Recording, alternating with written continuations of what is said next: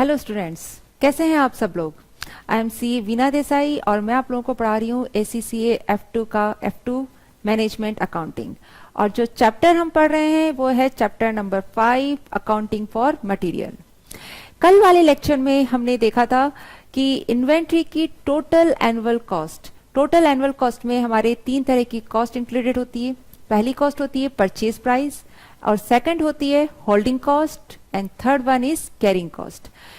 तो purchase price यानी अगर हमने गुड्स सप्लायर से मंगवाया है और गुड्स सप्लायर से मंगवाया है आने के बाद में जैसे जितनी यूनिट्स मंगाई है और रेट पर यूनिट से जब आप मल्टीप्लाई कर देते हैं तो वो क्या आ जाती है, आपकी परचेज प्राइस आती है। होल्डिंग और कॉस्ट और कैरिंग कॉस्ट ये दूसरी कॉस्ट होती है जो कि परचेज से रिलेटेड होती है। तो ये क्या होती है, जैसे ही आपने गुड्स परचेज किया उसके बाद आपने गुड्स प्रोडक्शन के लिए इश्यू किया तब तक के जो खर्चे होते हैं वो खर्चे भी हमारे जो एक्सपेंसेस होते हैं वो भी हम क्या करते हैं, कॉस्ट ऑफ मटेरियल में ऐड कर देते हैं। तो ऑर्डरिंग कॉस्ट क्या होती है, एक बार हमने सप्लायर को परचेज ऑर्डर इश्यू किया, परचेज ऑर्डर इश्यू किया, उसके बाद सप्लायर से गुड्स जब तक हमारे गोडाउन में आता है वो कॉस्ट क्या कहलाती है, ऑर्डरिंग कॉस्ट कहलाती है। और वो नंबर ऑफ ऑर्डर्स के अकॉर्डिंग वेराई करती है। एक बार आपके गोडाउन में जब गुड्स आ गया वहां से लेकर जब तक आप प्रोडक्शन के लिए इश्यू करते हैं तब तक के लिए जो भी खर्चा लगता है वो सारी कॉस्ट हमारी होल्डिंग कॉस्ट कहलाती है। तो परचेज कॉस्ट, ऑर्डरिंग कॉस्ट और कैरिंग कॉस्ट तीनों के हमने फॉर्मूलेस भी देख लिए थे और इन तीनों पर हमने क्वेश्चंस भी कर लिए थे।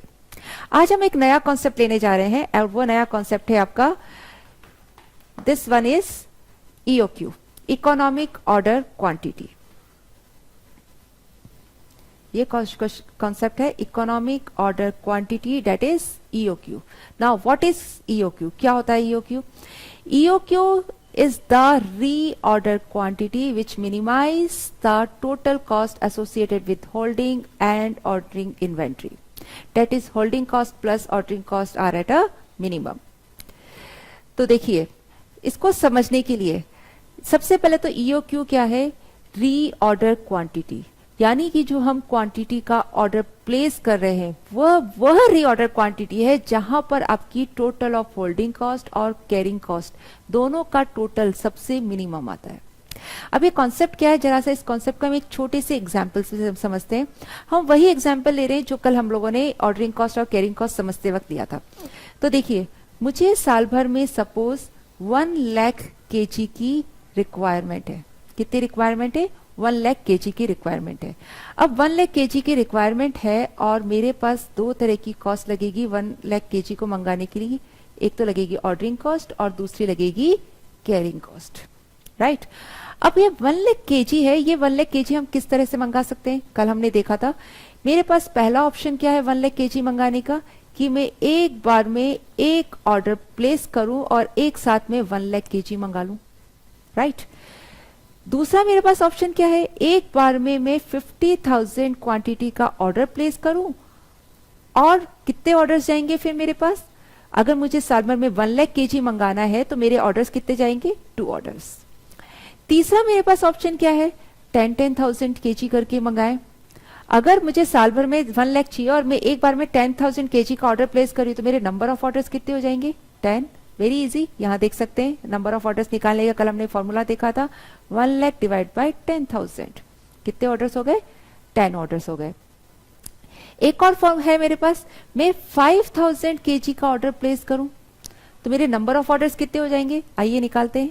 1 lakh divide by 5,000 that is 20 orders. कितने ऑर्डर्स हो गए हैं मेरे पास, 20 ऑर्डर्स हो गए। तो यहां पर देखिए मेरे ऑर्डर्स, अगर मैं एक बार में 1 लाख kg मंगाती हूं तो मुझे एक ही ऑर्डर प्लेस करना पड़ेगा फुल ईयर में, पूरे साल में। अगर मैं 50,000 करके मंगवाती हूँ यूनिट्स तो मुझे 2 ऑर्डर्स प्लेस करने पड़ेंगे। मैं अगर 10,000 kg करके मंगाती हूँ तो मुझे 10 ऑर्डर्स प्लेस करने पड़ेंगे पूरे साल में 1 लाख kg मंगाने के लिए। वहीं अगर मैं 5,000 kg एक बार में ऑर्डर प्लेस करती हूँ तो मुझे कितने ऑर्डर प्लेस करने पड़ेंगे, 20 ऑर्डर प्लेस करने पड़ेंगे 1 लाख kg मंगाने के लिए। सो ये जो हमने 1 लाख, 50,000, 10,000, 5,000 ये सब देखा, ये सब क्या था, रीऑर्डर क्वांटिटी। रीऑर्डर क्वांटिटी यानी कि quantity ordered. What is this, quantity ordered. और ये क्या है, हमारे नंबर ऑफ ऑर्डर्स आ गए हैं। ओके ये क्या आ गए हैं नंबर ऑफ ऑर्डर्स कि अगर हम एक बार में 1 लाख क्वांटिटी का ऑर्डर प्लेस करते तो 1 ऑर्डर लग रहा है, 50,000 क्वांटिटी का ऑर्डर प्लेस करते तो 2 ऑर्डर्स लगेंगे, 10,000 का ऑर्डर प्लेस करेंगे तो 10 ऑर्डर्स जाएंगे, 5,000 का करेंगे तो 20 ऑर्डर्स जाएंगे। नाउ अब हम देखते हैं इस क्वांटिटी ऑर्डर का हमारे ऑर्डरिंग कॉस्ट और कैरिंग कॉस्ट पर क्या इंपैक्ट आता है। ठीक है, ऑर्डरिंग कॉस्ट और कैरिंग कॉस्ट पे क्या होता है। अगर मैं एक बार में 1 लाख केजी ऑर्डर प्लेस कर रही हूं और मेरा एक ही ऑर्डर जाएगा तो मेरी ऑर्डरिंग कॉस्ट क्या होगी, ordering cost total ordering cost मेरी सबसे कम हो जाएगी। कैसे कम होगी, देखिए सपोज मेरी एक ऑर्डर की कॉस्ट है ₹100 पर ऑर्डर। कितनी है, ₹100 पर ऑर्डर। 100 पर ऑर्डर है तो मैं अगर साल में 1 ही ऑर्डर प्लेस करूंगी तो मेरी ऑर्डरिंग कॉस्ट कितनी हो जाएगी, 100। वहीं अगर मैं साल में 2 ऑर्डर्स प्लेस करूंगी यानी 50,000 एक बार में मंगाऊंगी तो मेरे क्या हो जाएगी 200। अगर मैं 10 ऑर्डर्स प्लेस करती हूँ तो मेरी ऑर्डरिंग कॉस्ट कितनी हो जाएगी 1000 और 20 ऑर्डर प्लेस करूंगी तो मेरी कितनी हो जाएगी 20 इंटू 100 दैट इज 2000। आपने क्या देखा कि देखिए हम लोग में 1 लाख केजी मंगाने के आई हैव वेरियस ऑप्शंस। साल भर में अगर मुझे 1 लाख केजी मंगाना है आई हैव वेरियस ऑप्शंस। ये तो मैंने यहाँ 4 ही ऑप्शंस लिखे हैं, आपके पास अनलिमिटेड ऑप्शंस है। आप चाहे तो 10-10 केजी करके मंगा सकते हैं, चाहे तो 20-20 केजी करके मंगा सकते हैं, 25,000 एक बार में ऑर्डर प्लेस कर सकते हैं। So you have various options. अब हमें कौन सा ऑप्शन हमें लेना है तो इसके लिए हम किस तरह से चूज करेंगे, उसमें हम देखेंगे कि हमारी कॉस्ट सबसे कम हो। कौन सी कॉस्ट कम हो उसके लिए पहले हम देखते हैं ऑर्डरिंग कॉस्ट और कैरिंग कॉस्ट पर क्या इंपैक्ट आ रहा है। तो अगर मेरी रीऑर्डरिंग क्वांटिटी ज्यादा है यानी एक बार में ऑर्डर प्लेस करने की क्वांटिटी मेरी ज्यादा है तो मेरे नंबर ऑफ ऑर्डर्स क्या हो जाएंगे, नंबर ऑफ ऑर्डर्स कम हो जाएंगे। रीऑर्डरिंग क्वांटिटी जो मैं एक बार में ऑर्डर प्लेस कर रही हूं वो ज्यादा होगी तो मेरे नंबर ऑफ ऑर्डर्स कम हो जाएंगे और ऑर्डरिंग कॉस्ट क्या होगी मेरी कम हो जाएगी। वही अगर मेरी ऑर्डरिंग क्वांटिटी कम है तो मेरी ordering cost number of orders बढ़ जाएंगे और ऑर्डरिंग कॉस्ट बढ़ जाएगी। यानी कि रीऑर्डरिंग क्वांटिटी अगर मेरी क्या है, रीऑर्डरिंग क्वांटिटी मेरी अगर हाई है तो ऑर्डरिंग कॉस्ट क्या होगी मेरी लो होगी और रीऑर्डरिंग क्वांटिटी मेरी कम है तो मेरी ऑर्डरिंग कॉस्ट क्या हो जाएगी हाई हो जाएगी। ओके नाउ कैरिंग कॉस्ट पे इंपैक्ट देखते हैं। अब कैरिंग कॉस्ट पे इंपैक्ट देखते हैं। अगर मैंने एक बार में 1 लाख केजी ऑर्डर प्लेस किया तो मुझे 1 लाख केजी को हमारे क्या करना पड़ेगा, होल्ड करके रखना पड़ेगा, कैरी करना पड़ेगा। और अगर मैं एक बार में 5,000 यूनिट्स ही मंगा रही तो मुझे क्या करना पड़ेगा, सिर्फ 5,000 यूनिट्स ही कैरी करना पड़ेगा। तो देखिए सपोज ये यूनिट्स में होल्डिंग कॉस्ट और कैरिंग कॉस्ट क्या होती है, एक तो रेंट ऑफ गोडाउन, जिस गोडाउन में आप कर रहे हो उसका rent, cost of investment, obsolescence, damage cost, ये सारी हमारी किस में आती है, कैरिंग कॉस्ट में आती है। तो देखिए अगर मैं एक बार में 5,000 यूनिट्स का ऑर्डर प्लेस करती हूँ तो मुझे क्या होगा, छोटा गोडाउन लेना पड़ेगा। मतलब 5,000 यूनिट्स ही कैरी करनी है तो मेरे छोटे गोडाउन से ही काम चल जाएगा। ठीक है, छोटे गोडाउन से ही काम चल जाएगा। वही अगर 1 लाख यूनिट्स एक बार में मंगाती हूँ तो मुझे गोडाउन भी बड़ा चाहिएगा, तो गोडाउन बड़ा चाहिएगा और उसका रेंट भी ज्यादा जाएगा। नाउ सेकंड पर आते हैं हम लोग, कॉस्ट ऑफ इन्वेस्टमेंट। मैं अगर एक बार में 5,000 यूनिट्स मंगाती हूँ तो 5,000 यूनिट्स पर ही मुझे इन्वेस्टमेंट करना पड़ेगा। वहीं अगर 1 लाख मंगाऊंगी तो 1 लाख यूनिट्स पर, यानी यहां मेरा इन्वेस्टमेंट भी ज्यादा जाएगा। डैमेज होने के चांसेस, पिल्फरेज के चांसेस, ऑब्सोलेट होने के चांसेस भी कहां बढ़ जाते हैं, 1 लाख केजी पर। ओवरऑल हम ये कह सकते हैं कि हमारी कैरिंग कॉस्ट क्या होती है, 1 लाख यूनिट्स पर इंक्रीज हो जाती है, बढ़ जाती है एज कंपेयर टू 5,000 यूनिट्स के। तो मेरी यहां पर क्या होगी, कैरिंग कॉस्ट यहां पर क्या आएगी, मेरी हाई आएगी और यहां पर मेरी कैरिंग कॉस्ट क्या हो जाएगी, लो हो जाएगी। यानी अगर मैं कम यूनिट्स क्वांटिटी ऑर्डर कर रही हूं तो मेरी कैरिंग कॉस्ट क्या आएगी, कम आएगी। लेकिन अगर मैं वही ज्यादा क्वांटिटीज ऑर्डर प्लेस करती हूँ तो मेरी कैरिंग कॉस्ट क्या हो जाएगी, हाई हो जाएगी। आइए अगर इसी कॉस्ट को हम ग्राफ में ऑर्डर प्लेस करते हैं तो ये वाला जो एक्स एक्सिस है यहाँ पर क्या है, मेरी क्वांटिटी ऑर्डर्ड यानी रीऑर्डर क्वांटिटी का ये वाला एक्सिस है। तो यहां अगर हम लोग कम, ये सपोज ये अगर मेरा 5,000 का पॉइंट है, यहां अगर मैं 5,000 यूनिट्स और यहां पर अगर मैं 1 लाख यूनिट्स लिख देती हूं, अगर मैं 5,000 यूनिट्स कैरी करके चल रही हूं, 5,000 यूनिट्स एक का क्वांटिटी का एक बार में हम ऑर्डर प्लेस करते हैं तो मेरी कैरिंग कॉस्ट क्या होगी, कम होगी। ये मेरी कैरिंग कॉस्ट कम होगी। लेकिन अगर वहीं अगर हम 1 लाख यूनिट्स मंगाएंगे तो मेरी कैरिंग कॉस्ट क्या हो जाएगी, हाई हो जाएगी। तो ये रहा मेरा कैरिंग कॉस्ट का, होल्डिंग कॉस्ट का ग्राफ। होल्डिंग कॉस्ट का ग्राफ कैसा चलता है? Upward sloping. कैसा ग्राफ चलता है ये? Upward sloping graph. यानी कि हम जितनी ज्यादा यूनिट्स कैरी करके चलेंगे उतनी ही हमारी होल्डिंग कॉस्ट बढ़ती चली जाएगी। अब आ जाइए ऑर्डरिंग कॉस्ट पर। अगर मैं ज्यादा ऑर्डर प्लेस करती हूं तो मुझे ज्यादा क्वांटिटी प्लेस करती हूं एक बार में, रीऑर्डरिंग क्वांटिटी अगर मेरी ज्यादा होती है तो मेरे नंबर ऑफ ऑर्डर्स कम हो जाते हैं और ऑर्डरिंग कॉस्ट कम हो जाती है। वहीं अगर मेरी ऑर्डरिंग क्वांटिटी कम है तो मेरे नंबर ऑफ ऑर्डर्स बढ़ जाएंगे और मेरी ऑर्डरिंग कॉस्ट भी बढ़ जाएगी। ये रही ऑर्डरिंग कॉस्ट। तो क्या है, अगर हम लोग कम क्वांटिटी ऑर्डर प्लेस करेंगे तो हमारी ऑर्डरिंग कॉस्ट ज्यादा होगी। वहीं अगर मैं ज्यादा क्वांटिटी ऑर्डर प्लेस करूंगी तो मेरी ऑर्डरिंग कॉस्ट क्या हो जाएगी? लो हो जाएगी। तो मेरा ऑर्डरिंग कॉस्ट का ग्राफ कैसा चलता है? यहां ऊपर से नीचे गिरता हुआ, यानी कि डाउनवर्ड स्लोपिंग ग्राफ।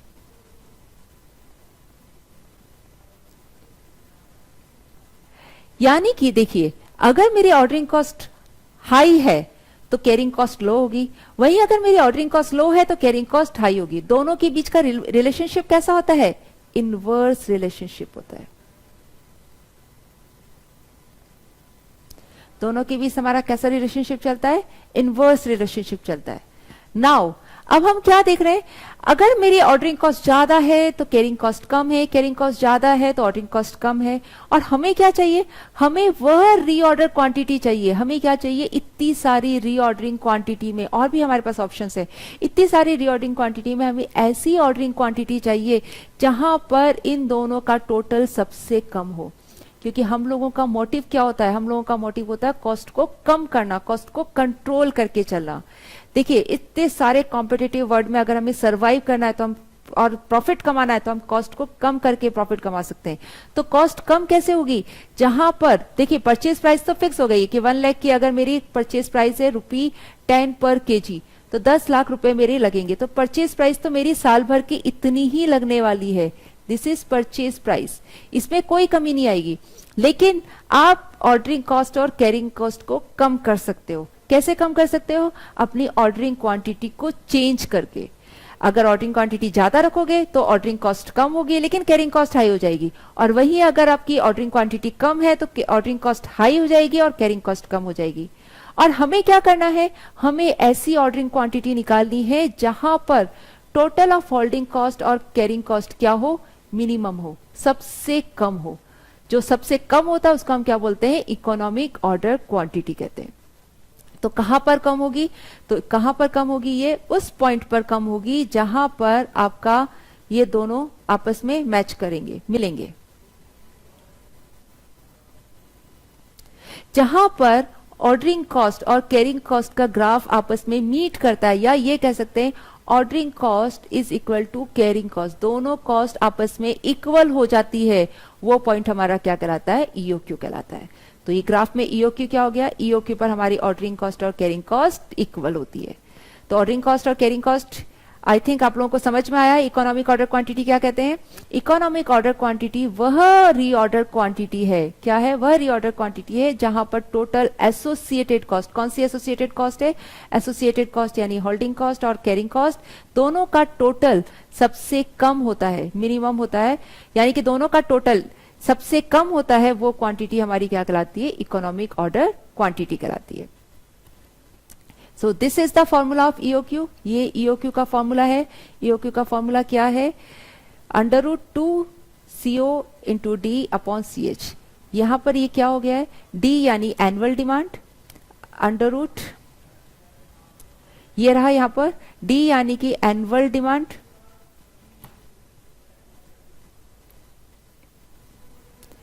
ये डी यानी कि डिमांड पर है ना। ये CO है हमारी cost of placing one order, एक ऑर्डर को प्लेस करने की कॉस्ट। CH है हमारी cost of holding 1 unit for 1 year. तो हमारा EOQ का फॉर्मूला क्या हो जाता है? √2 CO into D upon CH। This is the formula of EOQ, economic order quantity का ये फॉर्मूला। इस इकोनॉमिक ऑर्डर क्वांटिटी पर हमारी total of ordering cost plus carrying cost सबसे क्या आती है? मिनिमम आती है। और यहां पर ऑर्डरिंग कॉस्ट और कैरिंग कॉस्ट दोनों इक्वल होती है। तो ये हमारा इकोनॉमिक ऑर्डर क्वांटिटी का फॉर्मूला है। आइए अब इस पर हम एक क्वेश्चन लेते हैं. A company uses components at the rate rupee 500 per unit per month, which are bought in at a cost of rupee $1.2 each from the supplier. It costs $20 each time to place an order, regardless of the quantity ordered. The total holding cost is 20% per annum of the value of inventory held. और आपको निकालना क्या है, EOQ and TAC निकालना है. TAC यानी total annual cost, EOQ यानी economic order quantity. तो पहले आइए हम एक बार इंफॉर्मेशन को अच्छे से पढ़ लेते हैं और एक बार इंफॉर्मेशन हम पूरा लिख लेते हैं. No, what is this? A company, देखिए EOQ निकालने के लिए हमें तीन चीजों की जरूरत है. पहली जरूरत है हमें demand, annual demand. What is this? Annual demand. हमें एक तो चाहिए एनुअल डिमांड चाहिए. दूसरा हमें क्या चाहिए यहां पर, एनुअल डिमांड के बाद हमें चाहिए cost of placing one order, ordering cost पर ऑर्डर. एंड थर्ड हमें चाहिए holding cost, holding cost per unit per annum. तो ये तीन चीजें चाहिए EOQ निकालने के लिए. तो आइए इंफॉर्मेशन पढ़ते हैं कि क्या क्या दे रखा है. Company uses components at the rate rupee 500 units per month. और हमें क्या चाहिए, एनुअल डिमांड चाहिए. तो आइए देखते हैं एनुअल डिमांड क्या होगा हमारा. एनुअल डिमांड होगा 500 पर मंथ है और हमें क्या चाहिए, पूरे साल भर की डिमांड चाहिए. तो क्या हो जाएगा ये 6000. ये हो गई हमारी एनुअल डिमांड.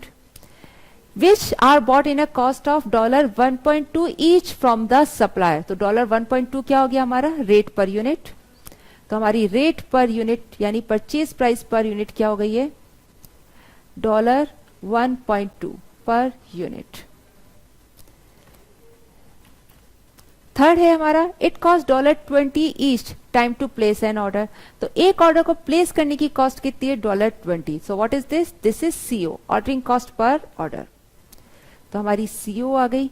ये क्या हो गया, $20 पर ऑर्डर.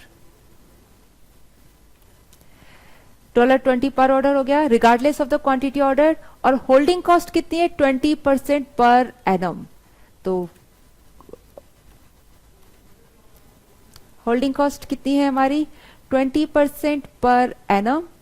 लेकिन हमें क्या चाहिए, हमें चाहिए cost of holding per unit per annum.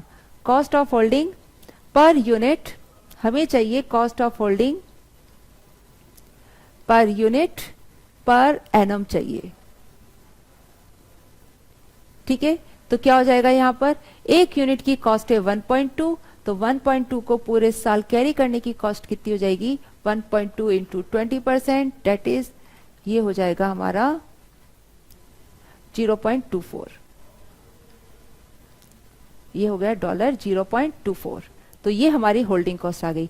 Now निकालना क्या क्या अब हमें, सबसे पहले तो निकालना है हमें EOQ. तो EOQ का हमारा फॉर्मूला क्या होता है, √2 इंटू D यानी annual demand into cost of placing an order, एक ऑर्डर को प्लेस करने की cost upon holding cost per unit per annum. तो आइए इसको फॉर्मूले में पुट कर देते हैं. 2 इंटू एनुअल डिमांड है हमारी 6000, ऑर्डरिंग कॉस्ट पर ऑर्डर है 20 और होल्डिंग कॉस्ट है 0.24. तो क्या हो जाएगा हमारा,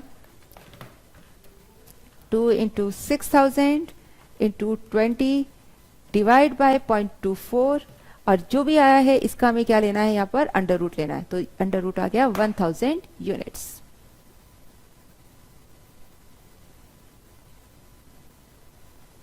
सो दिस इज EOQ. ये आ गया हमारा economic order quantity. Very easy, सिर्फ आपको फॉर्मूला अप्लाई करना है. फॉर्मूले में ध्यान रखना है, √2 annual demand into cost of ordering per order divide by cost of holding per unit per annum. Now अब हमें क्या निकालना है, TAC निकालना है, यानी कि total annual cost. What is TAC? TAC is total annual cost. किसकी एनुअल कॉस्ट निकाल रहे हैं हम, मटेरियल की निकाल रहे हैं. तो मटेरियल की टोटल एनुअल कॉस्ट निकालने का फॉर्मूला क्या होता है, purchase cost plus ordering cost plus carrying cost. Okay. और परचेज कॉस्ट का फॉर्मूला क्या होता है, number of units into rate per unit. तो नंबर ऑफ यूनिट्स कितनी है मेरे पास 6000 और रेट पर यूनिट है 1.2। तो परचेज कॉस्ट का फॉर्मूला क्या हो जाएगा 6000 इंटू 1.2। ये पूरे साल भर में हमें इतनी यूनिट्स इतनी यूनिट्स मंगवानी है। ऑर्डरिंग कॉस्ट का फॉर्मूला क्या होता है number of orders. Ordering cost का फॉर्मूला होता है नंबर ऑफ ऑर्डर्स, और नंबर ऑफ ऑर्डर्स का फॉर्मूला क्या होता है annual demand upon quantity ordered. अब हम यहाँ कितनी क्वांटिटी ऑर्डर करेंगे ईओक्यू ऑर्डर करेंगे, तो क्या हो जाएगा D upon EOQ into CO. तो ये मेरा फॉर्मूला हो जाएगा किसका ऑर्डरिंग कॉस्ट का। परचेज प्राइस का मेरा फॉर्मूला क्या होता है units purchased into rate per unit. ये हमारा किसका फॉर्मूला हो गया परचेज प्राइस का फॉर्मूला हो गया। और कैरिंग कॉस्ट का फॉर्मूला तो आपको बिल्कुल याद ही होगा हाफ इंटू एवरेज इन्वेंट्री लेते हैं ना हम लोग, तो हाफ इंटू क्वांटिटी ऑर्डर। और हम यहाँ कितनी क्वांटिटी ऑर्डर प्लेस कर रहे हैं ईओक्यू का ऑर्डर प्लेस करेंगे into cost of holding per unit per annum. तो ये मेरा कैरिंग कॉस्ट का फॉर्मूला हो जाएगा। तो आइए लिखते हैं ऑर्डरिंग कॉस्ट में एनुअल डिमांड है हमारे पास 6000, एक बार में हम ऑर्डर प्लेस कर रहे हैं 1000 ईओक्यू यानी कि 1000 यूनिट्स का, और cost of placing an order है मेरे पास 20। तो ये मेरी हो जाएगी ऑर्डरिंग कॉस्ट। और कैरिंग कॉस्ट का क्या रहेगा हाफ यूनिट्स। आप एक बार में 1000 यूनिट्स मंगाओगे, ये क्वांटिटी ऑर्डर हो गया, ईओक्यू का ऑर्डर प्लेस करेंगे, और हमारे पास कैरिंग कॉस्ट है 0.24 carrying cost per unit per annum. तो ये मेरा कैरिंग कॉस्ट का फॉर्मूला हो जाएगा।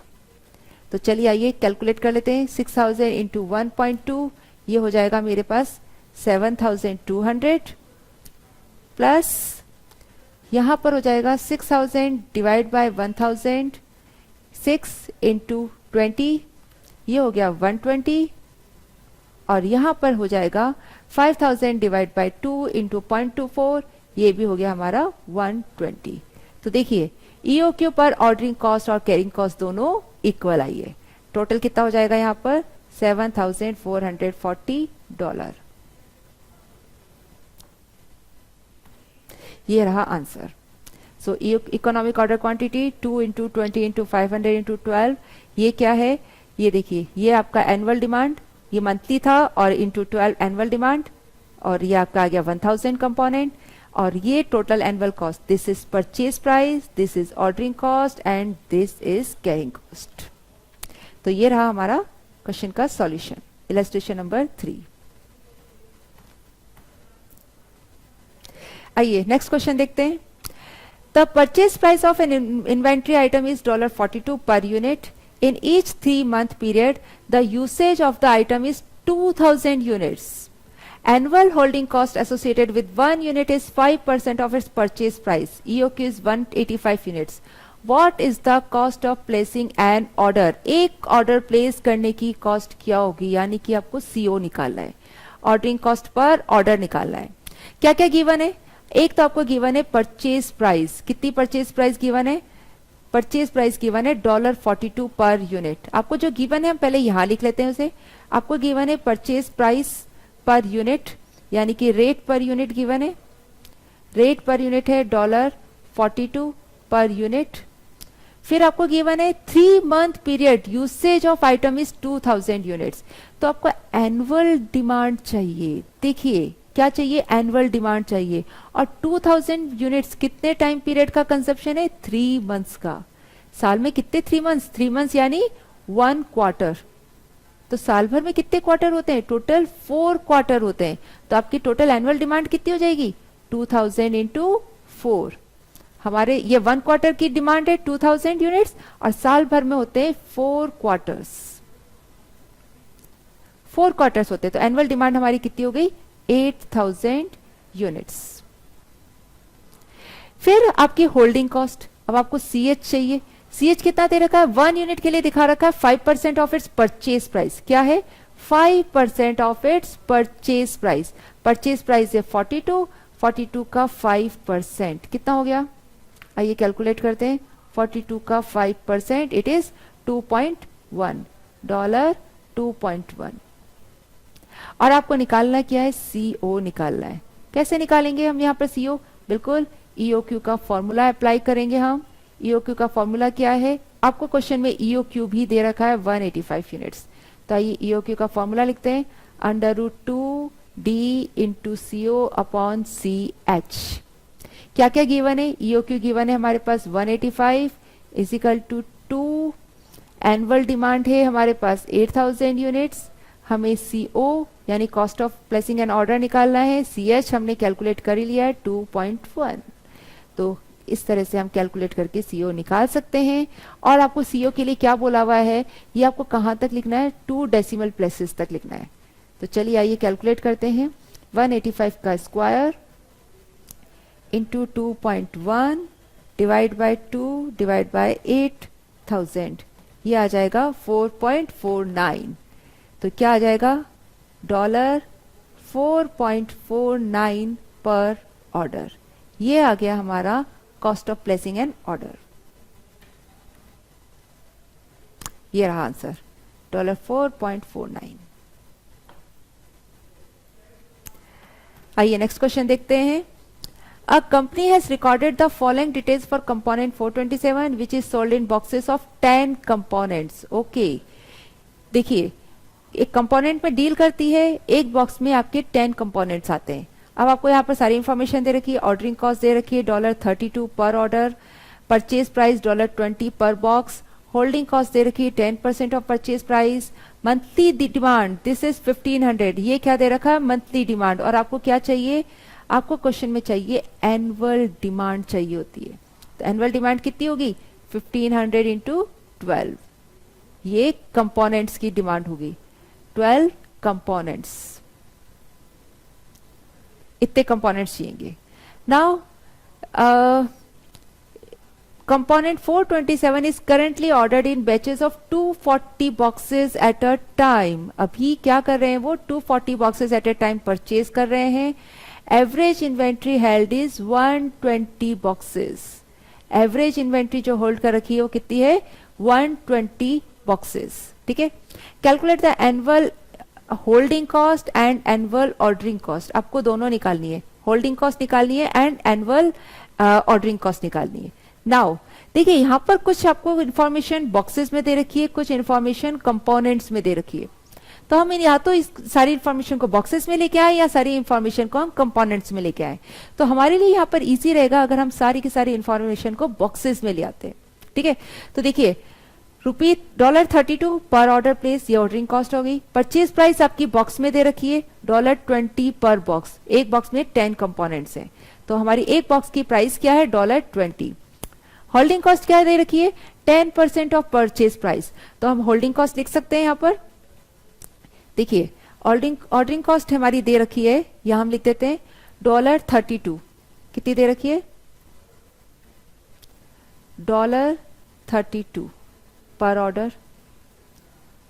फिर अगर हम बात करते हैं रेट पर यूनिट की, रेट पर यूनिट तो वो कितना दे रखा है हमें, देखिए $20 पर बॉक्स ऑफ 10 कंपोनेंट्स, एक बॉक्स में 10 कंपोनेंट्स है और प्राइस है $20। तो यहां हम लिख देते हैं कितना हो गया है, सारी को हम किस में लिख रहे हैं, बॉक्सेस में लिख रहे हैं, 20 पर बॉक्स। सारी इंफॉर्मेशन को हम किस में लेकर आ रहे हैं, बॉक्सेस में लेकर आ रहे हैं। थर्ड है holding cost 10% of purchase price, क्या दे रखी है, होल्डिंग कॉस्ट कितनी दे रखी है, 10% ऑफ परचेज प्राइस, और परचेज प्राइस है हमारी 20, तो कितना हो जाएगा ये $2 पर box per annum. So this is your holding cost. आगे क्या दे रखा है, मंथली डिमांड दे रखा है, और मंथली डिमांड कंपोनेंट्स में दे रखा है। तो हम पहले क्या करेंगे, इसको हम बॉक्सेस में लेके आएंगे। तो मंथली डिमांड को हम पहले तो एनुअल डिमांड लिखते हैं।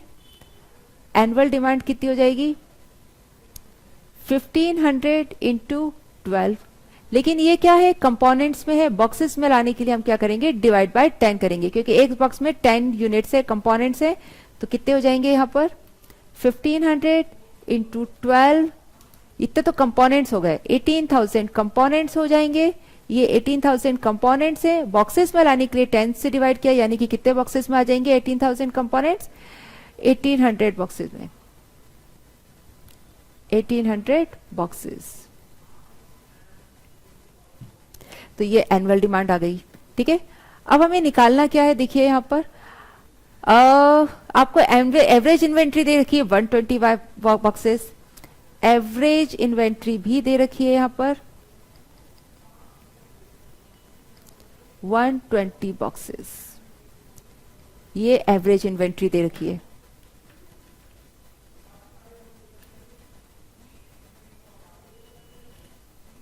तो एवरेज इन्वेंट्री कितनी है हमारे पास 120 बॉक्सेस, और हम ऑर्डर कितने का प्लेस कर रहे हैं 240 बॉक्सेस का ऑर्डर प्लेस कर रहे हैं। Quantity ordered 240 boxes. तो ये सारी इंफॉर्मेशन आपको क्वेश्चन में दे रखी है। देखिए ordering cost, purchase price, holding cost, monthly demand हो गया, ऑर्डर प्लेस हो रहा है 240 बॉक्सेस में, एवरेज इन्वेंट्री। अब आपको निकालना क्या है एनुअल होल्डिंग कॉस्ट। तो आइए एनुअल होल्डिंग कॉस्ट निकालते हैं सबसे पहले।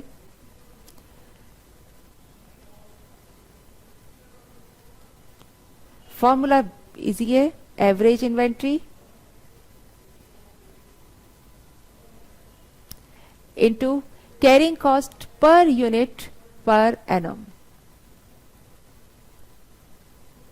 तो एवरेज इन्वेंट्री है, क्वेश्चन में ही गिवन है आपको डायरेक्टली 120, और carrying cost per unit per annum हम लोग यहाँ कैलकुलेट कर चुके हैं, इट इज $2। तो कितना हो जाएगा ये $240। ये हो गई हमारी एनुअल होल्डिंग कॉस्ट। नाउ हमें एनुअल कैरिंग ऑर्डरिंग कॉस्ट भी निकालना है, एनुअल ऑर्डरिंग कॉस्ट। तो एनुअल ऑर्डरिंग कॉस्ट कैसे निकालते हैं, उसके लिए पहले हमें नंबर ऑफ ऑर्डर्स निकालने पड़ेंगे, और नंबर ऑफ ऑर्डर्स का हमारा फॉर्मूला क्या है annual demand upon quantity ordered. Annual demand है हमारी कितनी 1800 बॉक्सेस की, 1800 बॉक्सेस की एनुअल डिमांड है। एक बार में हम कितनी क्वांटिटी का ऑर्डर कर रहे हैं 240 क्वांटिटी का ऑर्डर कर रहे हैं, मल्टीप्लाई बाय करेंगे CO यानी कि cost of placing an order which is 32। तो देखिए कितना आ रहा है 1800 डिवाइड बाय 240 इंटू 32, ये आ रहा है $240। तो ये हो गई हमारी annual holding cost and annual ordering cost, दोनों तरह की हमने कॉस्ट यहां कैलकुलेट कर लिए। ये रहा हमारा क्वेश्चन, हमें एनुअल होल्डिंग कॉस्ट और एनुअल ऑर्डरिंग कॉस्ट निकालनी थी, and this is the solution. ये रहा आपका annual holding cost 240 and annual ordering cost भी 240। आइए नेक्स्ट क्वेश्चन करते हैं। A manufacturing company uses 28,000 components at an even rate during the year. ये क्या हो गई आपकी एनुअल डिमांड।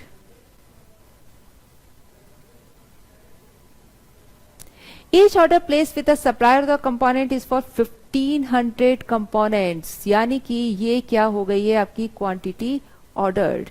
एक बार में हम कितनी क्वांटिटी का ऑर्डर प्लेस कर रहे हैं 1500 का। टोटल हमें पूरे ईयर में चाहिए 28,000 कंपोनेंट्स, और एक बार में हम 1500 कंपोनेंट्स का ऑर्डर प्लेस कर रहे हैं, which is the economic order quantity. ये EOQ है। EOQ मतलब यहां पर हमारा टोटल ऑफ होल्डिंग और कैरिंग कॉस्ट मिनिमम होगा और दोनों इक्वल भी होंगे।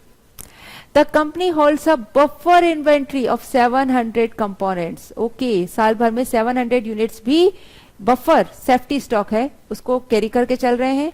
Annual cost of holding one component in inventory is $3। तो what is total annual cost of holding inventory, यानी कि आपको होल्डिंग कॉस्ट निकालनी है। तो आइए होल्डिंग कॉस्ट निकालते हैं। होल्डिंग कॉस्ट का फॉर्मूला हमारा क्या होगा, देखिए जब बफर स्टॉक होता है तो हमारा फॉर्मूला क्या बन जाता है buffer stock plus average inventory